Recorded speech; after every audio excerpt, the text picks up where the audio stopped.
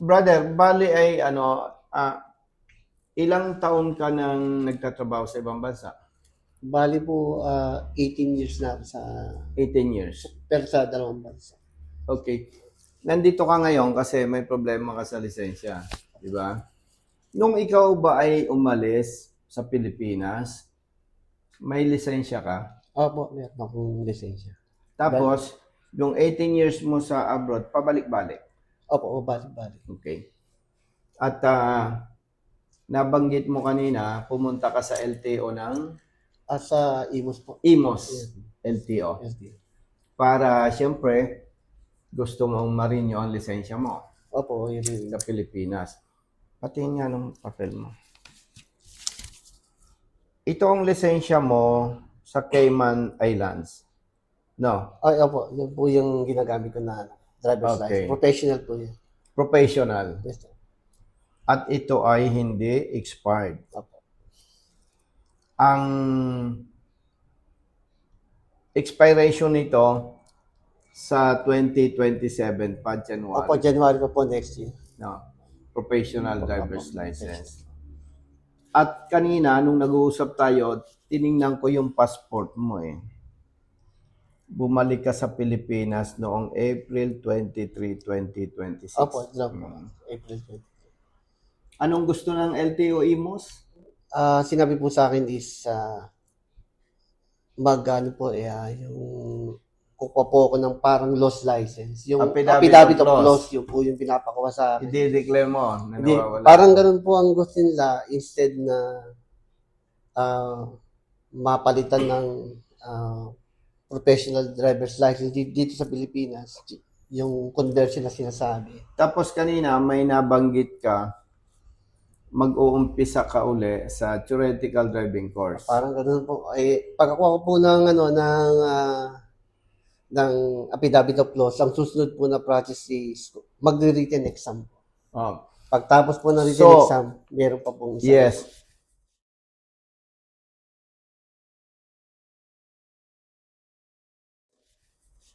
Kung ang pagbabasehan ko, Brother Matt, yung kinukwento ng kapatid nating OFW, pag sinabi mong theoretical driving course, ito yung number 1 requirement kapag kukuha ka, Brother Matt, ng student permit.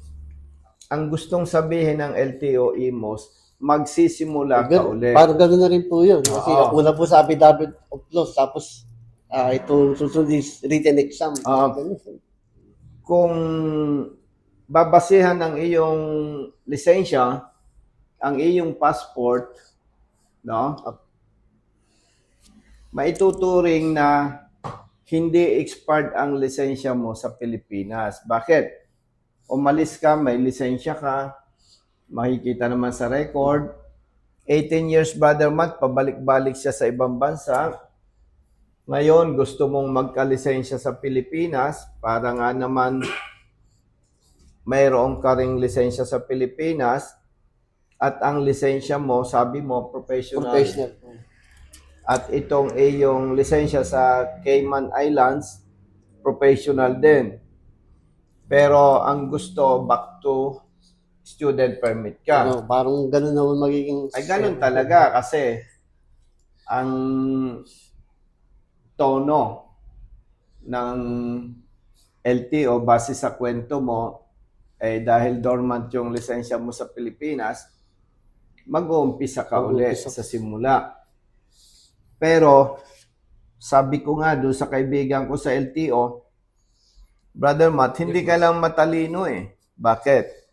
May lisensya siya nung umalis sa Pilipinas, professional, nagka-lisensya siya sa ibang bansa, pabalik-balik siya. Ngayon, magre-renew siya back to zero. Malaking problema yon. At hindi dapat tanggapin.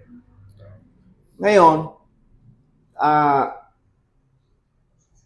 idudulog natin ito kay LTO Chief, kay ASEC Marcos Lacanilaw. Pero Brother Matt, in fairness naman sa LTO Chief ng IMOS, kung matatandaan mo yung lumabas na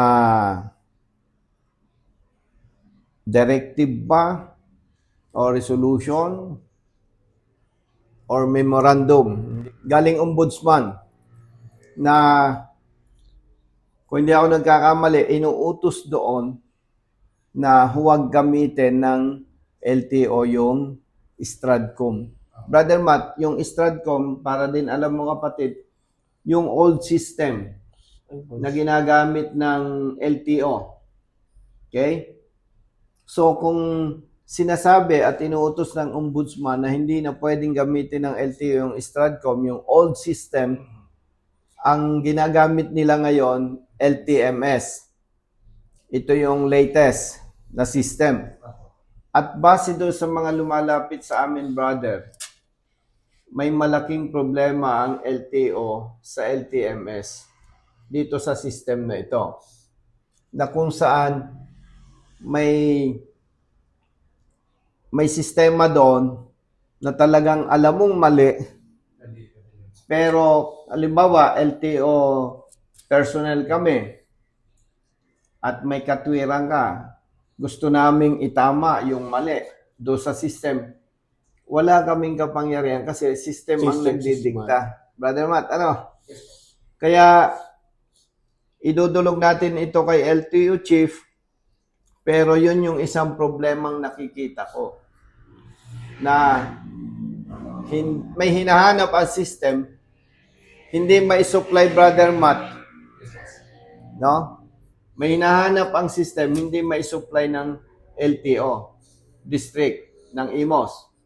Kaya, ang gustong sabihin nila sa'yo, para mas madali, magsisimula ka uli. From zero.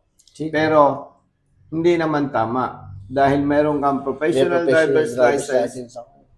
At, kung titingnan, hindi ganun kadali sa system para ma-convert ito.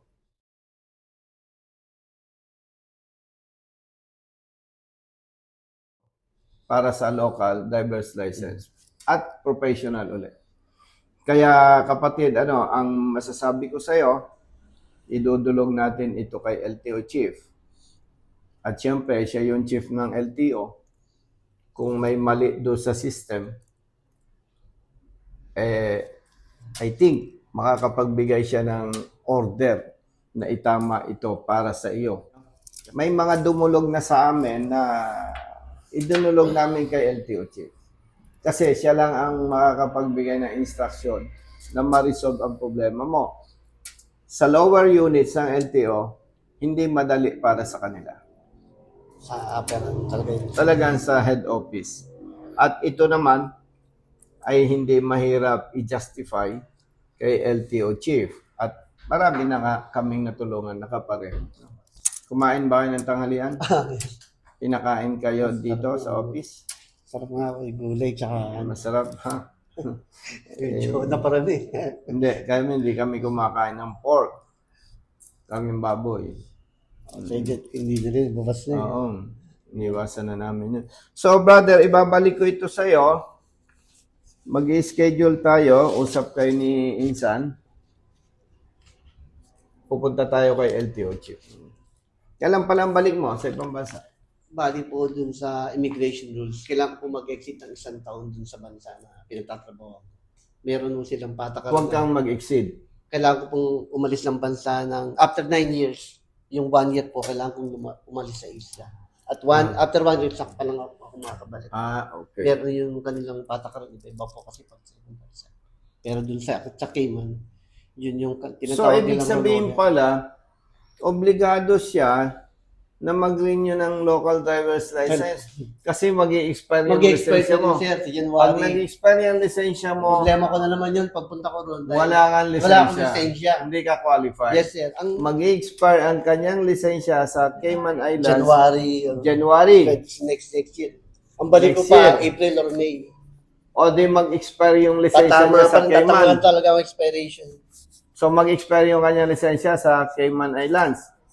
Kaya dapat, pagbalik niya doon, may valid license siya, professional, para back to normal work. Ganun na naman yun. Otherwise, disqualified siya. Yes, yun. Yung mangyayari dahil hindi ko magagampanan yung trabaho ko pagka wala akong license. Tama. Walang problema sa part mo eh. Ang problema sa system Yes sir, nagulat nga ako. na ini-implement ng LTO. Si LTO chief naman, wala ring kasalanan dito sa sistemang umiiral dahil bago siya naupo, nandiyan na yung LTMS. Pero siyempre, sabi ko nga sa'yo, bilang LTO chief, kayang gawa ng paraan yan. Kayang itama yan. Okay? Sige. Ingat. Salamat.